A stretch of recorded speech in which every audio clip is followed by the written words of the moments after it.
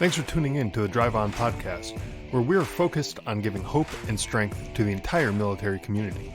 Whether you're a veteran, active duty, guard, reserve, or a family member, this podcast will share inspirational stories and resources that are useful to you. I'm your host, Scott DeLuzio, and now let's get on with the show.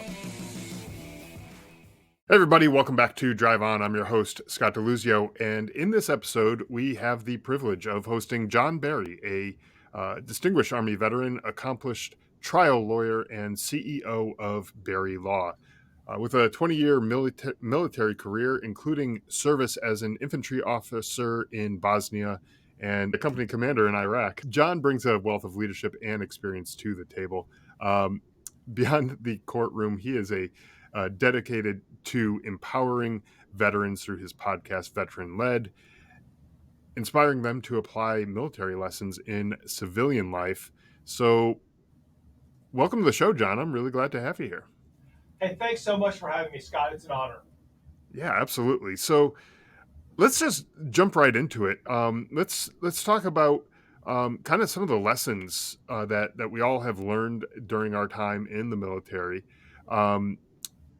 especially in leadership roles, right? How do you think that these lessons can be applied to civilian businesses and even day-to-day life and community, in your community, in your household, different things like that? How are these things transferred from the military to the civilian side? The short version is if you served even one enlistment, you have the basic skills to succeed, right? To survive, thrive, and dominate in your field, because most civilians lack those skills. And it was, this is one of these epiphanies, that took me a long time to realize. A lot of struggling before I got to the point where I realized that this is true. So my father, a Vietnam veteran, defended the 5th Special Forces in Vietnam. There's a murder case. It was called the Green Beret Affair, and he was successful. And he came back, and he was practicing law, and he continued to help veterans with issues, whether it was a divorce or, say, a DUI, something related to drugs or alcohol, or crimes of violence. And it all came back to post-traumatic stress. But at the time, we didn't call it post-traumatic stress disorder. It was called shell shock. The VA was constantly denying our Vietnam veterans. I mean, it's bad enough the way we treated them when they came back, but a lot of them came back and no one was there to help them. And my dad was representing a veteran, we'll call him Tommy, who was homeless, living under a bridge in a major city. And Tommy was an alcoholic, had a problem with drugs. He had went to the VA in the 70s and filed a claim. Nothing happened with that claim. And one of my dad's clients asked me to help him, and my dad helped him. And eventually, Tommy got VA disability benefits, but more importantly, he got help, and he got clean. And so he got a large back pay award. He was able to buy a house, get treatment, get sober, start a family, and start a business. And he had those skills the entire decade or more that he was under the bridge. Right. And so, I mean, that's really the genesis of it, because everybody who's represented veterans has that same story. And my dad's story just goes back to, he'd been helping veterans for such a long time, and he was just doing it pro bono because that's what you did back then. And the law prevented lawyers from getting paid. So that was part of his practice, because he was known as a trial lawyer and he was a Vietnam veteran. He just wanted to help. And so I was, I became and my dad was an infantry officer first too. Then he went JAG. I was an infantry officer that came off active duty and was told I was going to go logistics. But so while I was in the Guard, I went through some tough times. I was going through law school. I was starting to help my dad run the law firm. And I really didn't know anything about business. I'd never taken a business class. And there was one of my commanders, I was telling him, I said, this is so tough. I can't keep up. I'm drowning. I don't know how to do any of this stuff. And this commander said, well, John, I got some good news for you. You don't have to worry about that. You're deploying with your company to Iraq. So my orders are coming. But then I came back from Iraq and I still had the same problem. And I had another commander who was a Scrum Master. I don't know if you're familiar with Scrum. Jeff Sutherland, the art of doing twice as much in half the time. He talks about the feedback loop. And this guy was a Scrum Master. And he's like, John, this stuff is actually really easy. It's all basic leadership stuff you learn in the military. If you can do that, you're an officer. Like, NCOs can run huge companies because they have the basic skills. There's really no reason why you can't do this. And so I listened to him, and he talked me through some of my what I thought were major problems, and they really weren't. They were simple leadership issues that we've all dealt with in the military. And on my journey, I've had one of my previous squad leaders from when I was infantry ended up owning 5 CrossFit gyms and selling them, and then starting a logistics company. And so even it's not just officers, even at the junior enlisted level. Like, look at J Dog Hauling. He was an E4. There are the basic skills to get us there, and I kept seeing that over and over again.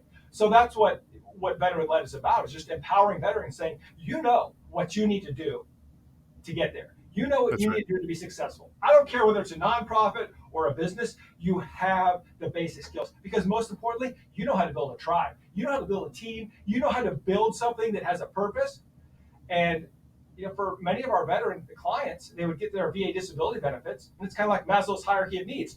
All of a sudden, they're getting that money. Now what? Now what? Now I can feed myself. I can take care of my family. Where's my purpose? And so that was my position, because I had a lot of clients come back to us and say, "This is awesome, thank you." They get the big back pay award. The VA is now paying them money every month. They're getting medical treatment, and things are good. But then it's like, but what's next?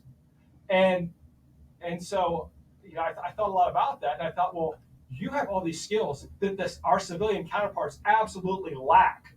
Like, this is your opportunity. And it also disgusts me the way society looks down on the veteran community. They should look up at us. We have the skills. We've done it. And we raised our hand, support and defend the Constitution of the United States. And many people didn't. And it was open to all of us. And those of us that chose to do that showed that we could be committed to something. And so that's why we love to hire veterans, because they understand leadership. They understand how to accomplish a mission. Mission first, people always. These are things that, look, like, this is easy in the military, but in the civilian world, you forget that most people have never experienced this. That's right. And I think so many of us who have served, we take some of this stuff for granted. Some of um, the training that we've had, some of the experiences that we've had, even like you said, on a junior enlisted uh, person, they, when I was in, they told us that you should be expected to be able to do the job of 2 ranks above you, or in some cases more. And so if you're like, oh, I was just an E3 or something like that. Well, okay, well, that E3 at some point may have been expected to do an E5's job at some point. So you probably maybe you didn't have all the training and everything that the E5 had. Maybe you didn't go off to the NCO school or whatever. From each branch, they all have their own different training and stuff. But maybe you didn't go through that, but you've had some experience anyways, where you've had people that you had to lead and influence and get results from whatever it was that you were doing. And so even some of the most junior people have these skills. We just don't realize it because we think in my opinion anyways, we got like blinders, like military blinders, where it's just the military that this stuff applies to. But what you're saying, and I think a lot of us can maybe understand, is it doesn't just apply to the military. This applies to all aspects of our life, and especially in a business sense. It's real easy to apply some of this stuff to the civilian side of things as well. Um, in your opinion, your experience, what aspects of the military training um, do you think had the most impact on uh, individual growth past the military? Team building. Team building, yeah. I was gonna say it was probably gonna be something along those lines, team building, right? Because you, you don't, like, especially in the military, you don't accomplish anything on your own. It's always a team effort, right? And when you have a business, the business of one person isn't going to go very far. You're going to have to rely on a team of people. Of even if you're an entrepreneur and you're starting your business, a solo business, you're going to have to hire some people, even if they're third party contractors, right? Where you're gonna have to have your accounting and your finances and your legal and your marketing and sales and all different things like that. You're gonna have to figure out how to get that done, and maybe you're part of that. You're definitely going to be part of it, but you have to have other people who are better, smarter at than you are at some of those other things to be able to accomplish what it is that you want to do, which is running a successful business, right?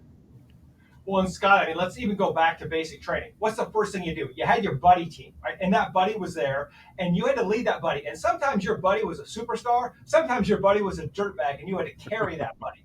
But Yeah, the thing is this, right? If you can lead, if you can't lead yourself, you can't lead anybody else. If you can't meet the standards, individual standards, then you don't even get to be on the buddy team. They're gonna kick you out. They're gonna or maybe get retrained, recycled.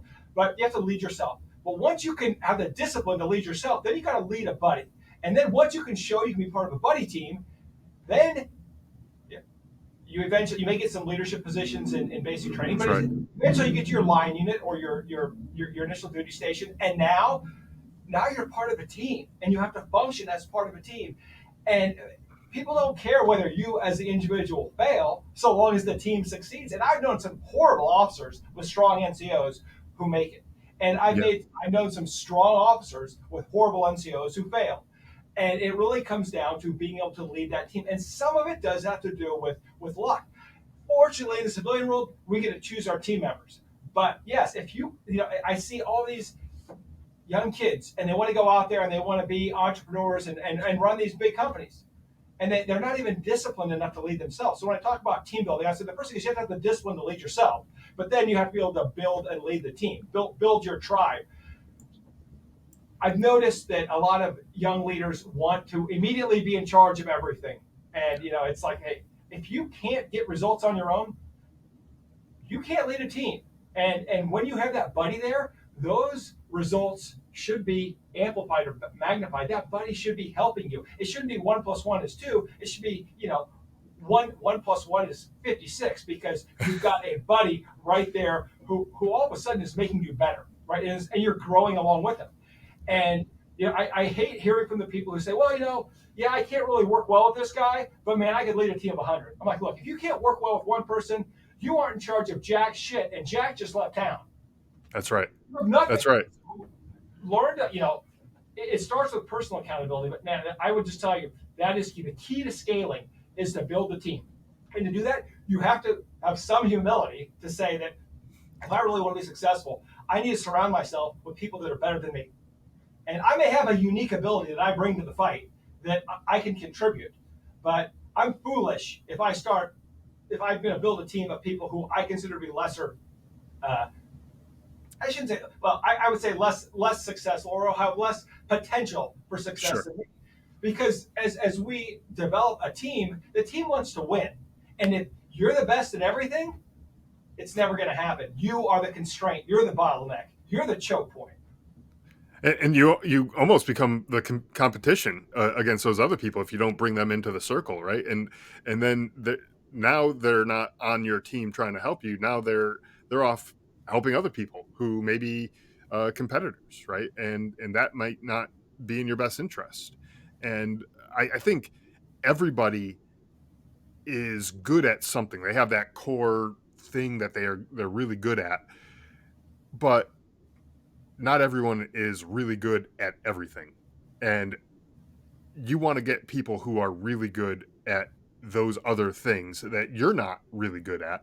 And you want to bring those people onto your team, right? And I know when we went to Afghanistan, when we were deployed to Afghanistan, um, we were, trying to get like the best everything for our platoon, for our squad, for our team. Like as we were going over there, it's like, okay, I want the best equipment. I want the best people on my team. I want the best of everything because we wanted to be successful. we wanted to go out and kick some ass, but you're not going to do that with mediocre, subpar, uh, equipment or team in general, the team makeup that you are going out there with. So we wanted to make sure we had the best of everything, and go out and kick some ass. Right. That's the way you do it. Is make sure that your team is solid, and that's what you're talking about here is that teamwork. Um, and whether you're the leader or you're an individual contributor, you've been on a team at some point in the military. You know how teams work. And that's why I think even taking it even back a step further from the military, even before you even get into the military. That's why I'm a big proponent of, like, for my children, uh, having them play sports, like team sports. You get to know how a team works together, and you get to know how that one weak link, who can't throw a ball or can't catch or can't whatever, how that weak link affects the whole team, because that one person could be the difference between you winning a game and losing a game. And so you want to be that team player uh, who's helping those people out to build them up. You don't want to, knock them down, because there's, whether you like it or not, they're on your team. And you want to make sure that um, that those people are put in positions where they are strong or stronger, and not going to be a detriment to the overall team and the success of the team, right? Absolutely. I mean, your fragile ego will probably be the thing that if your team fails, that'll be it. Because That's you're right. too scared to get people who are better than you on the team. Like, look, right now, my chief information officer, she knows more about IT than I will ever know. I am incompetent in her world, right? Same thing for my chief operating officer. He knows more about operations. My CFO knows more about finance than I will ever know. My HRO, she knows everything about HR benefits, all the stuff I don't even want to know about in terms of policies, regulations that just make my head spin, right? My head of marketing, my head of sales, they are all better than me. And I owe the team that. I said, look, we're putting together a championship team. That's it. And I only want the best. And if you join my team, my promise to you is I will continue to hire the best people I can. I will do what I can to pay for them. I'll try to afford them. But this is my biggest investment as a team, because I will tell you from personal lessons learned, there is nothing more expensive than a cheap employee. Not only when you get someone who you don't want to pay, what they say, pay peanuts, get monkeys. But if you don't pay them what they're worth and you can't bring in that real talent, the entire team struggles. And you get the knife hand in here, you the leader. It's your fault because you were too scared to bring in real talent. Maybe you didn't want to pay them. Maybe you were worried they were going to take over and be better than you. But here's the thing. Like, if I have somebody leave and they're good, that's my fault. I didn't build that bigger future for them. I didn't challenge them. And I didn't deliver on my promise. And so for me, I take it personally, not in a bad way, but I'll just tell you, my last chief operating officer, he left. He was, to become the CEO of a company 3 times the size of ours. That's a good news story. He went from being a staff officer to a commander. I lost him because I couldn't give him that opportunity. I wasn't good enough. I wasn't big enough. I couldn't deliver. So do Yep. I hold that against him? No. No. That is that a failure as a leader? I don't know, maybe, but it's a good news story. Like, I want people who grow into something better. And it's just like, I mean, you were an NCO, you had soldiers that you would see them become even better soldiers than you. And you didn't get jealous. You would be proud and say, man, I Sure. look at that soldier. Now I went, but I say that with one caveat. I was there for the sea change. I was my first deployment as a platoon leader in Bosnia, pre 9/11. A lot of the junior enlisted that were coming into the infantry those days were, hey, it was either flip burgers or go to Job Corps, or go join the military. And so I would say that the skill sets were different. Then when I transitioned to the National Guard, I got out in the summer of 2000 because Bosnia and Kosovo blew up, and I'm like, oh well, nothing happened. Like, this was it, right? Like, this was like supposed to be the big thing, and it would end up being a peacekeeping mission. So summer of 2000, I decided I'm going to go to law school, and I stayed in the Guard. And I got tuition assistance, and 9/11 happens, right? I'm thankful I'm still in the Guard, but then when I deployed as a company commander in 2005, the junior enlisted soldiers in my company had PhDs.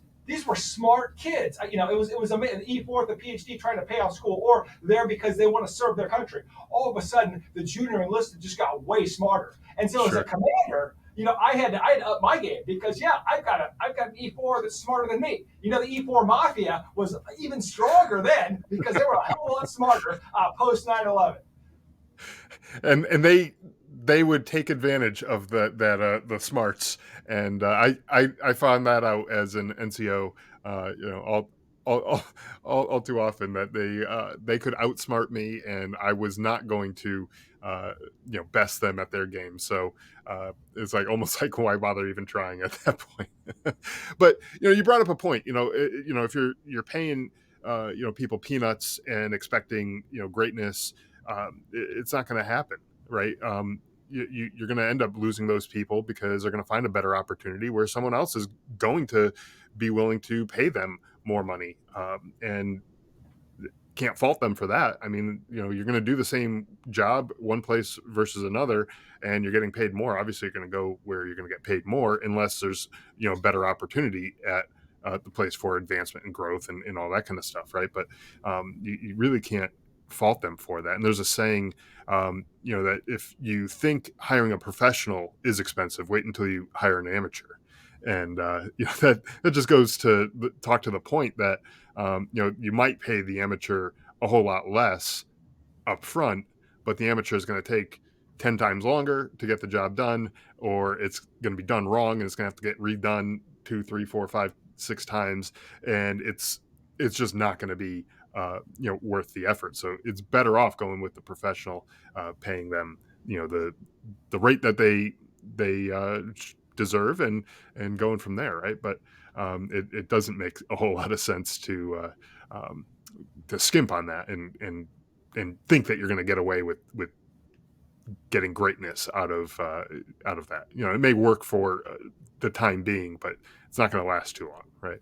No, it's the worst thing you can do. And I mean, I can give you so many examples of, as one of my team members called it, the gift that keeps on giving, where you get somebody and they screw up, and you have to deal with those mistakes for years afterwards, right? Right. And so it's the gift that keeps on giving. So if you it's just not, it's not like, oh yeah, you might save a little bit of money, but here's where you lose the money.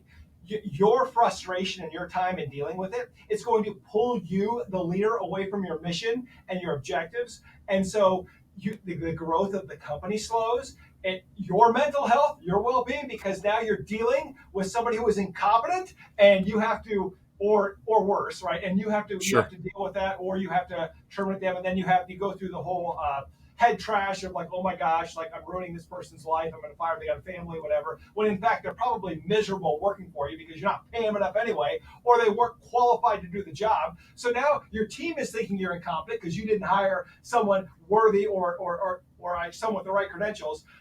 So you've lost the respect of the team. You've long term, you've lost money because somewhere along the line you're failing to service your customer, or someone has to pick up the slack for them, and maybe you're Yeah. losing customers, or your work product isn't as good. But then, once they exit the organization, you're going to find everything they did wrong. Some of the best advice I got, and this is back in the paper days, so let me take you back about 20 years, but it's like, hey, after you terminate someone, sit at their desk for about an hour and just go through it. And now I say their computer, but you'd be amazed at the stuff that you'll find, and you'll realize, like, man, I should have let them go a while back. And then, of course, Sure. there's always the conversation where I've had team members that I've hired cheaply, and it's not working out, but I don't have the guts to send them on their way because I feel like I have a heart. But it's not that I don't have a heart, it's that I don't have the guts. And then inevitably what happens is they're unhappy, and they're like, well, when it comes to termination, like, well, why didn't you do this sooner? You knew I was struggling. Yeah.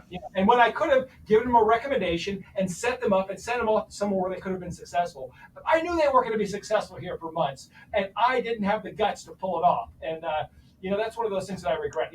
As a leader, especially during deployments, you can think of all the mistakes that you made, and the impacts that it had on other people's lives. And look, once you're a leader in the community, it's the same way. Those decisions have impacts, and you really need to think through those things. Um, should everybody re-enlist? Well, that's what you're pumping through the organization, right? Because everybody cares about recruiting and retention. But I had soldiers that, based on what they wanted, what their families wanted, it was a horrible idea for them to re-enlist. But I kept selling it because that's what I was supposed to do as a leader, to pump that Sure. recruiting and retention. Right. And like you said, it's not a good fit for everybody. They might be miserable doing what they're doing, but you're trying to sell it to them and make it seem like, oh, it'll get better. It's almost like a bad relationship where, abusive relationship where oh, things will be different next time. Well, no, they won't. It's going to be the same stuff. That the military hasn't changed that much, and it's not going to change just by you reenlisting. You got other life circumstances that you're dealing with as well, and just look at the overall picture of what this person is dealing with. um, just try to figure it out, like, is this a good fit? And uh, as you were talking about before with your employee who went off and was very successful, it's like, okay, that's a success story, and that you should be happy about, that person is being successful. And if this person who's in the military and is not being successful, and they go off and they do great things and they become a success in the civilian world, well, okay, good for that person. Let's be happy and celebrate that. Like, this was a part of their life, a part of their background and their training was the military. Served them for the time that they used it, but it's no longer serving them. So let's let's celebrate it when they go off and they are successful elsewhere, right? Yeah, and I think that's really important, Scott. The team understands this because I always say, look, nobody's on the train forever. And there's gonna as we grow. I had a great team member that by the time we hit about 100 employees, he was like, "Man, I was happy when we were at 10." And he'd been around a long time, and he just he didn't want to be around anymore. And I had somebody that got off the train when we hit about 20, and so I had a lot of the long time team members. I can tell you the story of the guy that got off the train when we got to 20, 30, 50. And there was all different reasons. And, Yeah. and one guy, he was all about growth, all about growth, all about growth. And then all of a sudden, he just said, no, like I want something different now. I'm burned out. I'm tired. But even me, when I find someone who can do this better than me, uh, I'm take it because the mission is more important than me. And Sure. that's how we have to really look at it, and let our team members know that too. That hey, like it's the mission. It's our service to our clients. And lucky for us, we serve America's heroes. We serve veterans. So it means something to us. And over 30% of our team members right now are veterans. And so they get it. Now, I wish I could say I have 100% veterans, but the truth is, you get the underqualified 04, that major who never should have been a major. You get the 15-year E4, right? So not everybody in the military is going to be a superstar on the outside, right? They're just not. We Sure. have dirtbags in the military, but generally speaking, because we know how to build teams and we know how to roll up our sleeves and work, and we understand the importance of our mission. Generally speaking, when we hire military, it makes a huge difference. And I figured this out. I don't know if you remember this, but I remember I would either have a company commander or a first sergeant that could come into a unit, and like within 3 days, they're changing everything. Right? That doesn't work in the civilian world. In the civilian world, you want to bring in someone that has the power of a first sergeant or company commander. It's going to take you 60, 90 days, maybe even a year to fully onboard them and give them all that power. But the reason why it works in the military is because that company commander has already probably been a commander before, or that first sergeant's at least been a platoon sergeant before. And when they come into that new organization, they're not new to the culture. They don't need to learn a whole lot. They already know what they know, and they can come in and start making changes immediately. It Right. doesn't work that way in the civilian world. They have to assimilate to the culture, figure out what's going on. But I run our organization like a battalion. I've got the staff who makes decisions like a battalion staff. Then I have commanders. I have our veterans practice commander, our personal injury practice, our criminal defense commander. These three company commanders run their companies, and the staff does the staff work, and I give them a lot of autonomy. And it's because we have so many veterans on our team that they get it, right? Oh, we have a chain of command. We will follow the chain of command. We understand our importance of our mission. And like I said, we're serving veterans, so we don't want to let our heroes down. And so it's Right. just a different atmosphere. When we can bring in veterans, we can generally get them up to speed to the culture faster. But more importantly, they're usually more bought in on the mission. Now, I don't want to say that we don't have a lot of great military spouses and other team members who have a great affinity for the military, a great respect for the military, but there's something about veterans being plug and play. where you can bring them in and they get the culture and they know what it means to be all in, and it's just so refreshing to like not have to explain everything. Now we still have a robust onboarding program, but man, I love bringing someone onto the team, and you can tell like day one they're fired up. Yeah, and you actually use a phrase I was going to use to describe what you're doing with your firm is plug and play, right? Because you take someone out of the military who is already familiar with the chain of command and the structure and all of that, and you take them and you put them into an organization that's set up similarly to that, as close as you can get it, on the civilian side, and they're gonna be like, wow, this feels a whole lot more familiar than what I was expecting, right? Because you get out of the military, sometimes you don't know what to expect. You might feel like you're just being thrown out to the wolves, and who knows what the outcome is going to be of that. And so when you get put into an organization uh, like yours that's set up in a similar format like the military, it probably makes that transition a whole lot easier if they're coming straight from the military. Even if they're not, it makes that transition into your company a whole lot easier, I would imagine, right? Absolutely, and there's some positions, right, like the JAG lawyers, or you get it's pretty easy transition. The Yep. paralegals, but I'll tell you what, I love the 42 alphas because VA forms and DA forms or DD forms are basically the same thing, right? It's like the Right. same culture, the same forms world, and they can really just get in there and start working. And it's there's less. I think they have less anxiety. It's like, yeah, I know how to do this. I can do this. And I think for all of us, any new job, any new opportunity, there's a lot of anxiety. But when you show up and there's other veterans there, and your clients are veterans, and it's so much easier because we're all worried we're going to make mistakes. We're worried we're not going to fit in. We're worried we're going to say something stupid or look dumb. It doesn't matter. But I'll tell you one of the things that really took off, and I was never the toy soldier type. I didn't like, and I'm from the spit shine boots and pressed BDUs era. That was when I was a lieutenant, and I hated that. I'm like, I'm not a toy soldier. I'm a warrior, man. I'm like, this is stupid. But when we started hiring a lot, we have more Marines right now than any other branch, and we had a Marine that was functioning in a paralegal capacity, and he started showing up wearing a suit every day. And at first, people started making fun of him, especially the Air Force, Army, and Navy guys. They all look like Jake from State Farm and their little polos and khaki pants. They're all giving him crap. But then, as a showing of solidarity, all the other Marines started wearing suits. And then the Army guys, were even wearing now blazers, and pants. But all of a sudden, like performance jumped because they put that uniform on. It's just like the military uniform. Like once you put this on, you're in uniform. Like it's go time. Every day is Yeah. game day, and every day it matters, and every day you're getting better. Every day we train. Training is not something we do; it is what we do. And so it just became like part of the culture. And it was just took one Marine with some guts to say, no, you know what? I'm gonna have a higher standard. And in the military, how infectious that is. Like, hey, I'm an Alpha company.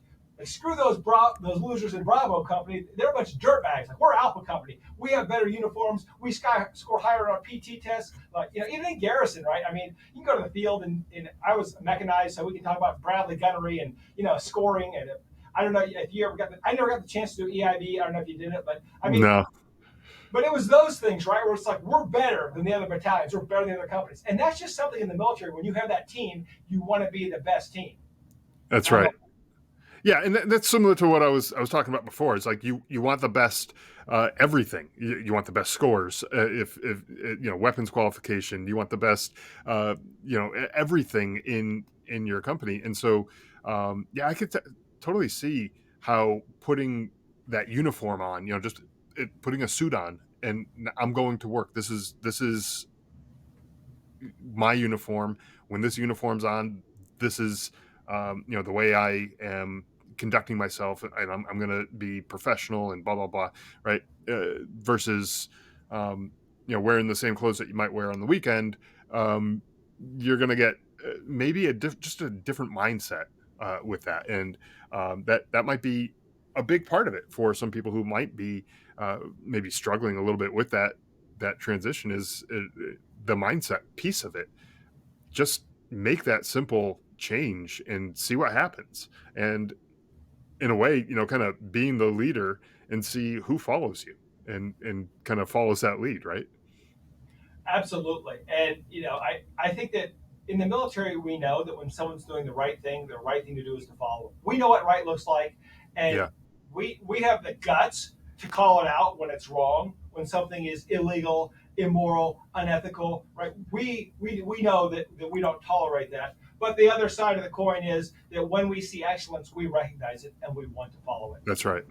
That's right. Yeah. Um, yeah, and that's the integrity piece of it.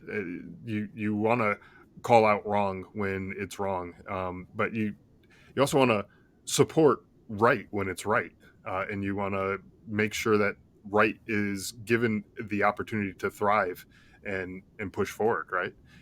So I want to talk a little bit about your podcast. You briefly mentioned it earlier, but veteran led is a show, and so its goal really is to inspire veterans to become leaders in the civilian world, which is kind of what we've been talking about here. Um, eh, Not inspire, just remind, right? Like I don't need to inspire you, motivate you. Hey, you're a soldier. You took the oath. That oath didn't expire. Get your sure. ass out there and start doing something for your community. Build a company, do something great. So I don't want to ever say I inspire. I just hope that I remind. Okay, well, that reminder is, I think, important too, because with a lot of things, you start to forget maybe uh, that you do have those leadership qualities, that you can thrive using those skills that you learned in the military, those leadership skills, a teamwork that you talked about earlier is super important. Uh, Knowing what a good team looks like and how it operates. I think discipline is another thing that we learned in the military, and how we, like you said just a minute ago, how we call out when things are right or wrong, and we know what right looks like, we know what wrong looks like, and we can be disciplined in the things that we do, and if we are um, using those skills and not letting them go to waste, I think we'll be pretty successful, right? So tell us about the show and the types of things that listeners can expect to hear on your show. Sure, and I guess I want to get to the other part of this is that because it's really important. As I was fortunate to have two company commands and a battalion command. I've had three soldiers under those commands commit suicide, and I think a lot of it, at least in my mind, what could have been different, and I think what Yeah, could have been different was the purpose, the camaraderie, because we get out and it's always seems like when we're alone that the bad things, when the team isn't there, when the tribe isn't there, that we feel the pain when we're not surrounded by our team, when there's not an important mission. Because I can remember, my deployments, especially in Iraq, it was like, what I didn't like was going back to my air conditioned can and sitting and having time to think.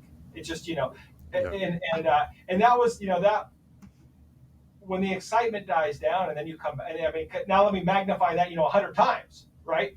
Now all of a sudden the excitement has died down, and you think about it, like, what do you think about when you were deployed, when you weren't, when you weren't actively engaged, whether you were on the base or outside the wire, if you were doing something, you're actively engaged, and but it was like then all of a sudden you get the soldiers, and I didn't care whether Bosnia, Iraq, wherever, they would come back and they had some downtime and they would start thinking about their families, they'd start thinking about their future, they'd start to get down on themselves. But as soon as you got them back into the mission, they were fine. And it didn't, and sometimes just make them fill sandbags just to do something, because I don't want them sitting around, laying around, or do hip pocket training, because I don't want them to sit around and start. It just seemed like that was like when the bad stuff happened, and I would say it's probably a lot worse. And in talking to a lot of the veterans we represent, that post-traumatic stress disorder, it's the lack of team and it's the lack of mission and purpose. And once you take that away from someone, and what I think the problem is not so much that's a necessity, but it's a necessity once you've tasted it, once you've lived it, once you've had those brothers and sisters, and once you've had a real mission. When you take it away, it creates this gaping void. It's just a sense of like emptiness. And so, veteran led, I'm trying to fill that or remind veterans to fill that. And so I talk about a lot of the lessons that I learned building our company. Look, we made Inc. 5000 list, the fastest growing company in America, 7 years in a row. We did it through using military leadership. But most of the lessons I learned that I used were all stuff I learned as a dumb second lieutenant, where I was as useless as wet toilet paper. My NCOs taught me. They taught me the basic leadership skills, and that's really all you need to know. You don't need to be some, war college brainiac to figure this stuff out. It's pretty simple. And the key is just to use it. You have it. You had it when there are some traits that you had when you enlisted or you were commissioned, but then you grew those when you were around the great non-commissioned officers and officers. So you have that ability in you. It's all there. The basic lessons. I haven't learned anything since probably my first 3 years in the military that have helped. Like there is nothing new under the sun.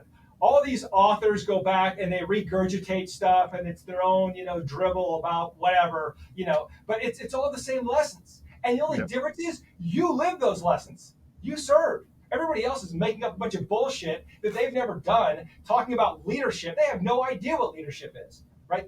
They don't know. I'm sure leadership was pretty tough from your air-conditioned office over there where you were back with a bunch of venture capital money that wasn't even your own. And you lost. You lost because you suck. You lost, it's not the market conditions, it's not anything else. It's because you lack the grit and determination and the leadership skills to get there. But you know why? Because you weren't a veteran. You didn't raise your hand. You don't know what it means to commit to the team. You don't know what it means to commit to the mission. So don't cry and tell me you know everything about business. You know shit. I mean, that's one perspective. That, and I think that's a pretty good perspective too, because you do have to be sort of humble.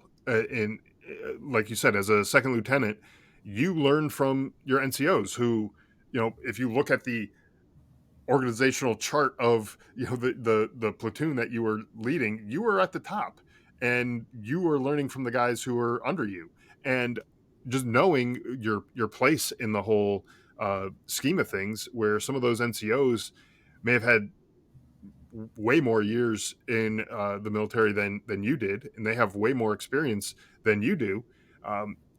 It's possible that, hey, maybe they know something that I don't know, and let's keep my ears open and listen to what they have to say and observe what they're doing, and not be just barking orders because the rank on your uniform says that you can, like that's not the way a good leader is going to effectively lead their troops, and it's not going to be the way that you effectively lead an organization either, come the civilian world too, right?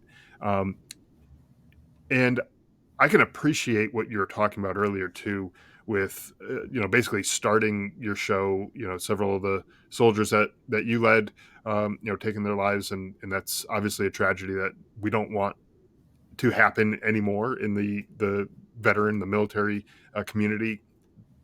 It's happening all too often. That's why I started this show. Was several of the guys that I served with took their lives, and I couldn't just sit around waiting for another phone call saying, hey, another guy that I served with is gone.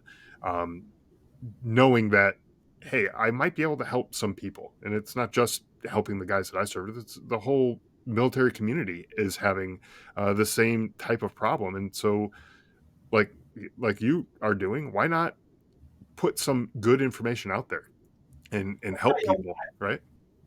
Yeah, I mean, we have a duty to give back. I mean, all those lessons we learned, that is what has made us successful. It was those NCOs that gave us the training, the officers who mentored us. Like, how are we giving back if we're not getting the message out to veterans? And look, get your VA disability benefits, get your treatment, and don't be afraid, and don't be ashamed, don't be embarrassed. It's so sad that mostly the spouses are coming saying, hey, can you help? Because he won't ask for help or she won't ask for help.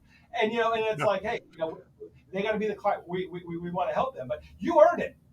That's you right. earned it. Blood and sweat and tears. You absolutely earned it. And and I know some people, you talk to the infantry guys and say, yeah, but I had a buddy, lost a leg, like I don't deserve anything. And then you got guys like me who went from the tip of the spear to in the rear of the. I mean, I was a rep, right? You know what rep means? Rear echelon motherfucker, right? And that's right.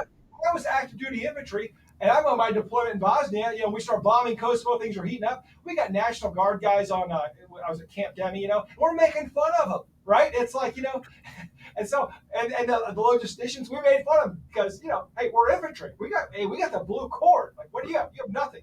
right? That's Your right. job is to support us. And so that was that attitude. And, so I learned a lot of humility from being, in the rear with the gear. But, a lot of those our logisticians and, our reserve component team members. I mean, when it came to what's happened over the last 20 years with those deployments, I mean, it was, in serving both, I would say, just as good. The reserve component became just as good. And in fact, I had a guy that was when I ran the warrant officer and warrant officer commissioning program. I was the battalion commander of that, and I had a guy that he was like the number one engineering company commander in Iraq, and he was a National Guard guy. Now, as a civilian, he ran a nuclear power plant, so that probably helped. Like, he was a Sure. genius. But the point is, it doesn't really matter where you serve. You learn the lessons. Like, and I don't care, Navy, Air Force, Coast Guard, Air Force, Navy, Marines, Coast Guard, Air Force. It's all the same, right? You learn the same basic skills. We have different acronyms and we love to make fun of each other, but in the end, we all have the same basic skills. And look, if you're struggling, the benefits are there for you, but That's right. you got to go get them. And you have to be able to. It's just like me. Hey, I had to take off my crossed rifles.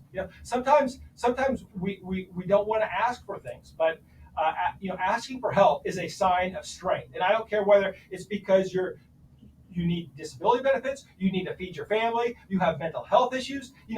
Asking for help is courage. And you know what? It seems like, as officers, we hate to ask for help because our NCOs make fun of us anyway. But asking for help is the only way you're ever going to get better. And I've just learned, to suck it up. Don't worry about your pride, right? You can have your pride later, but if you need help, you ask for help. And I don't care what it is. Maybe your relationship isn't going well. You know what? There's 30 other veterans that you could probably think of right now who have suffered the same relationship problems that you have. That's right. And there's probably another 30 that that are on the other side of that and can help you. So why not reach out to your fellow veterans? But I've learned that in business as well. I'll go to a conference and I've got these problems that are just the weight of the world. I'm like, oh my gosh, I've got all these problems. And then I'll run into like 20 guys there have the exact same problem. And then another 50 who've already solved that problem. And the veteran community is no different. We all have challenges, but we have this vast resource of leaders who can help us. So why aren't we reaching out? And I just, I think that we just, Scott, I appreciate what you do and continue to pound that message. And That's obviously you've written your book and you've gone in deep about your loss and it's. I don't know any veteran who hasn't lost somebody or something. But Yeah. I would focus on the game. Focus on the brothers and sisters you have, the experience you have, the opportunity that you have. Man, we've lost some, but we have gained so much more through our military service.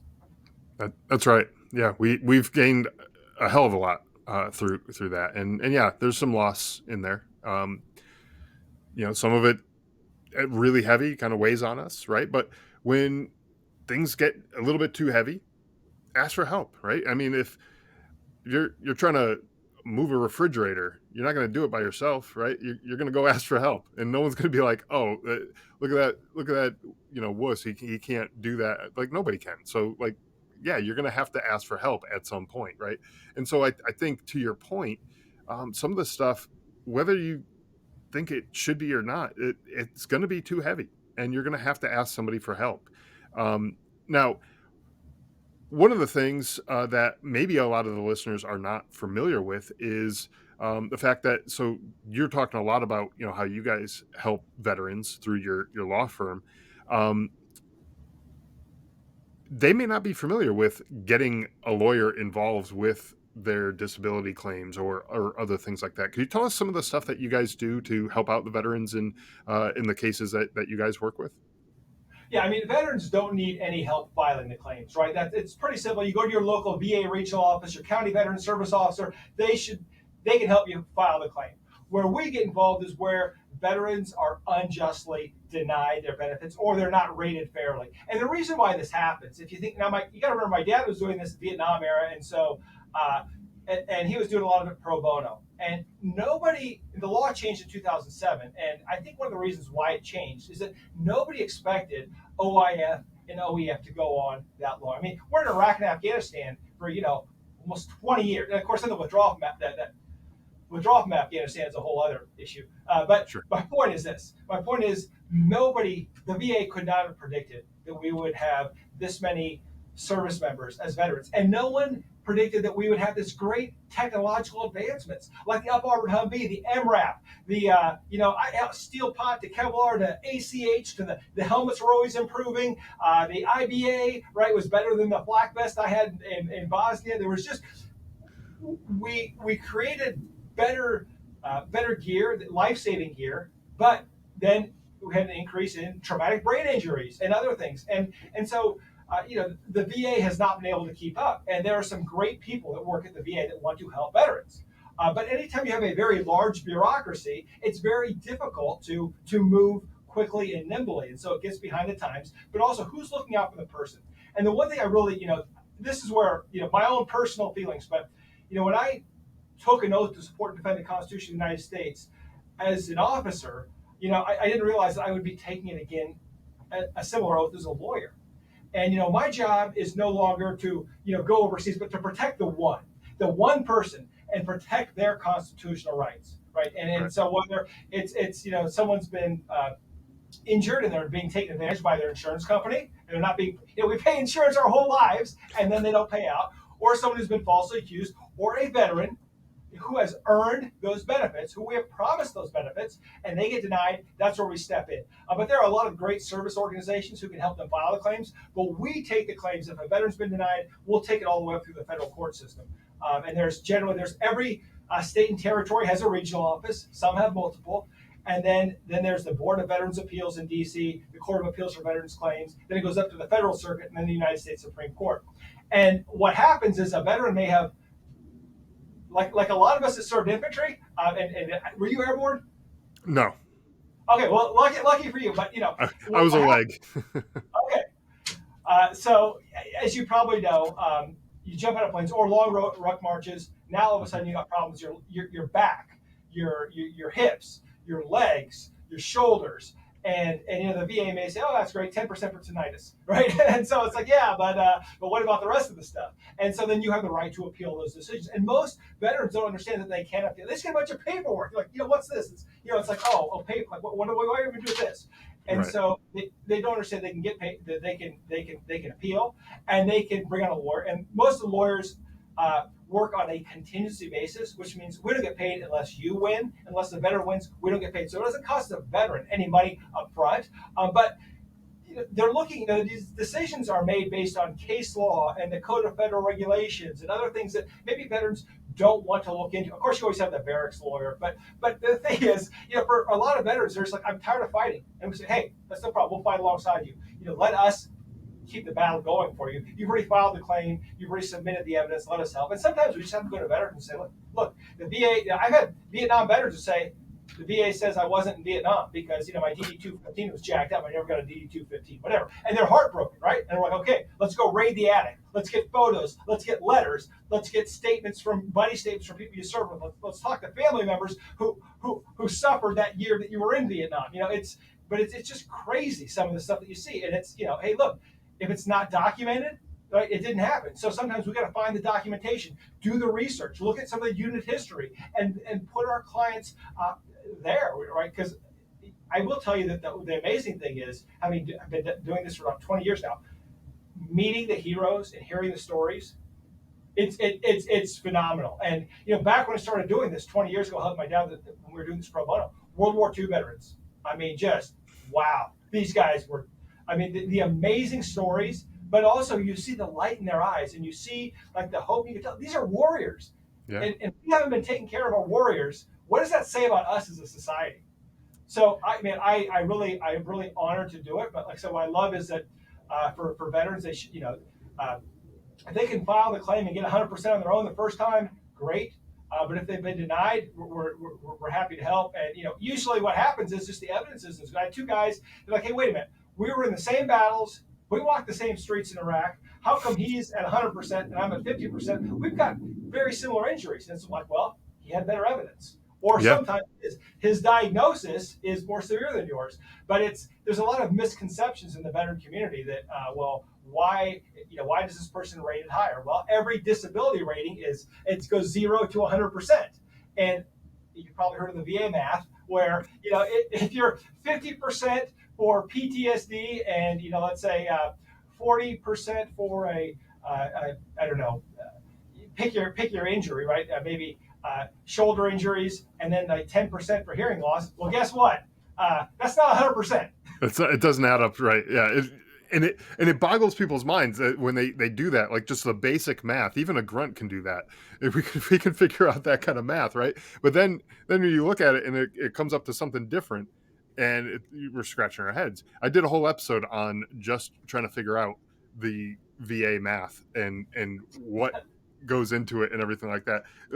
It's kind of crazy, how it works. It makes sense once when you understand it, but if you don't understand it, your mind's going to be going haywire trying to figure it out. And so absolutely, if folks out there, if you have had claims get denied, or you feel like you're underrated, or anything along those lines, definitely reach out to get legal representation, to make sure that you're getting the benefits that you deserve.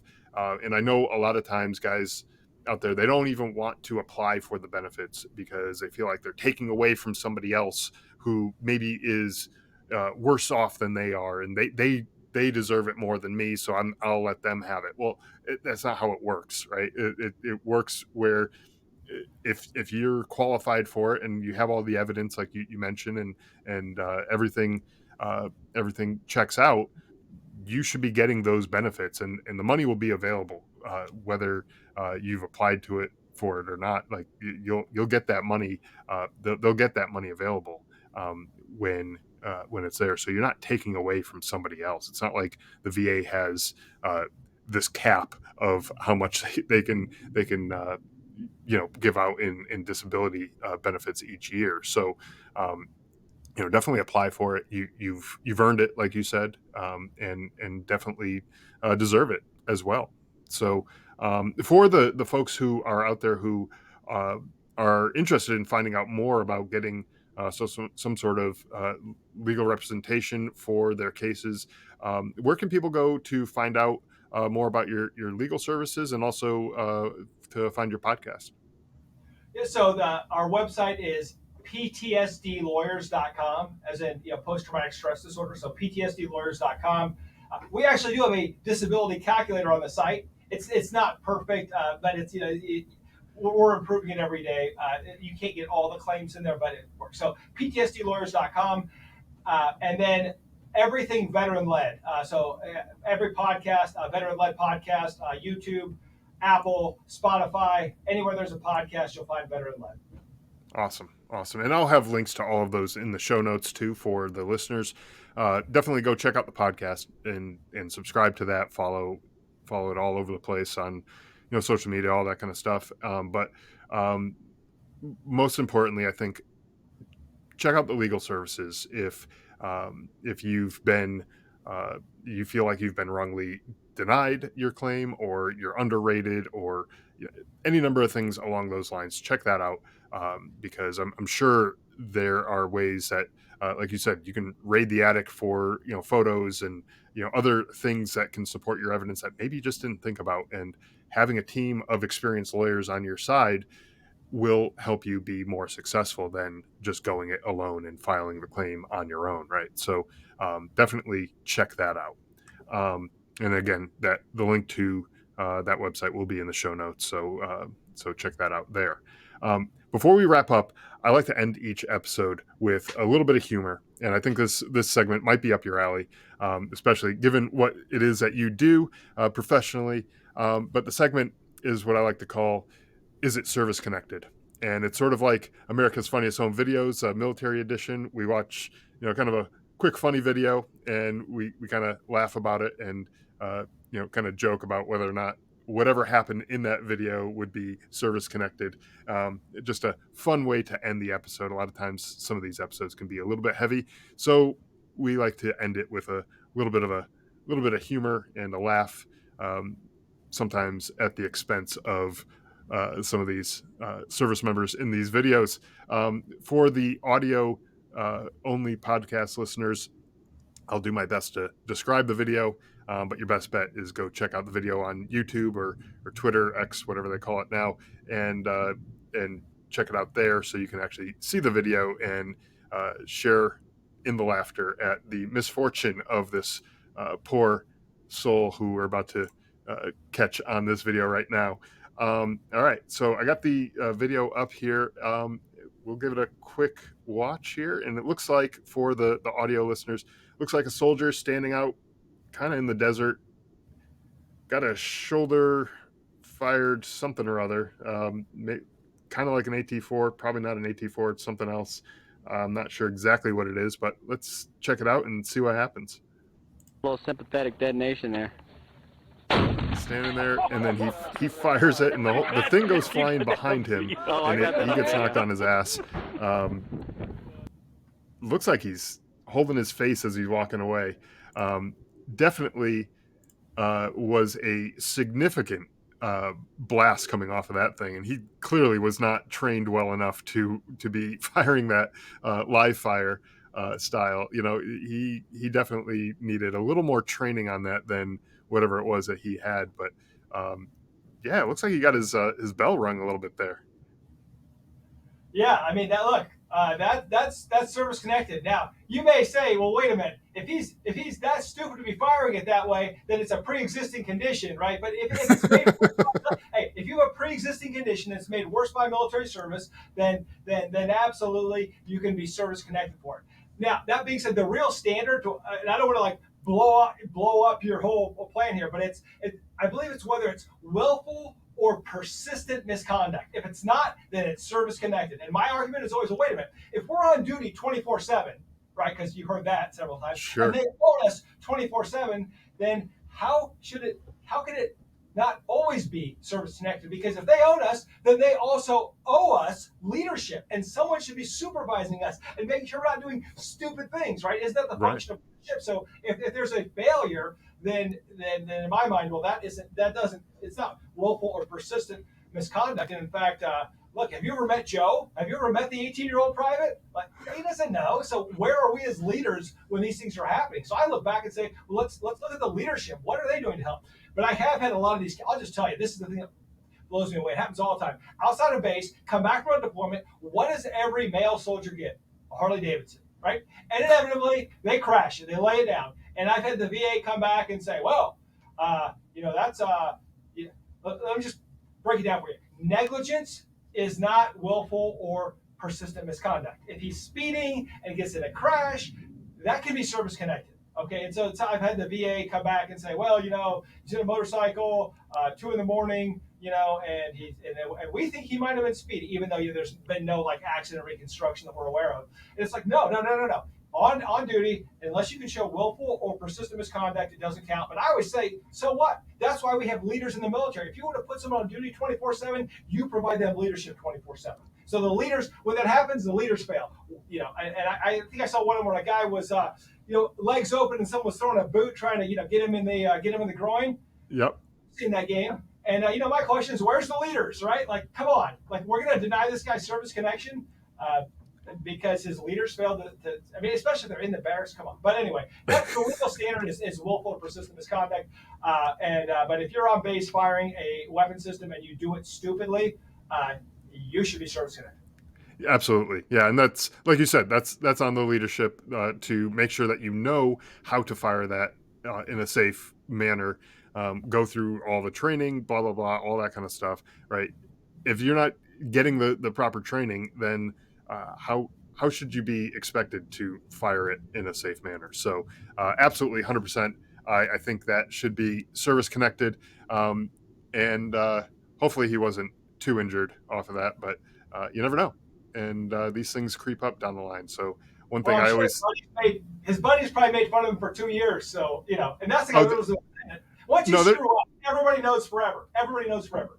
They're still making fun of them for it. Oh, yeah. It's not 2 years. There's no expiration date on that. They're still getting them. But yeah, one thing I always say with these videos is at least they have it on video. So that there's your evidence right there of what happened. So John, thank you so much for taking the time to join us, sharing what it is that you do and how we can apply these leadership skills, teamwork, discipline, all these different things that we've gathered throughout our time in the military, and how we can apply that to our civilian lives. And thank you for how you're continuing to serve veterans through your legal services and also through your podcast to help remind people of what it is that they have to offer and what it is that they learned while serving in the military. So thank you. Thank you, Scott. Thank you for your very important mission. I listen to it, and I love hearing the different people who just want to help their fellow veterans. And I think that's key to keep spreading the word. We are out there. We all want to help our brothers and sisters. That's right. Absolutely. 100%. I think we just get, sometimes folks just get too much in their own head that, no, I'll handle this on my own. I can handle this. I can do this. We're out there. We want to help. We want to see other veterans succeed and be successful. But like we were saying earlier, a lot of times it's going to take a team, and you got to have the right team members on board. So thanks again for taking the time to join us and reminding us of that fact. Thanks for listening to the Drive On podcast. If you want to support the show, please check out Scott's book, Surviving Son, on Amazon. All of the sales from that book go directly back into this podcast and work to help veterans in need. You can also follow the Drive On podcast on Instagram, Facebook, Twitter, LinkedIn, YouTube, and wherever you listen to podcasts.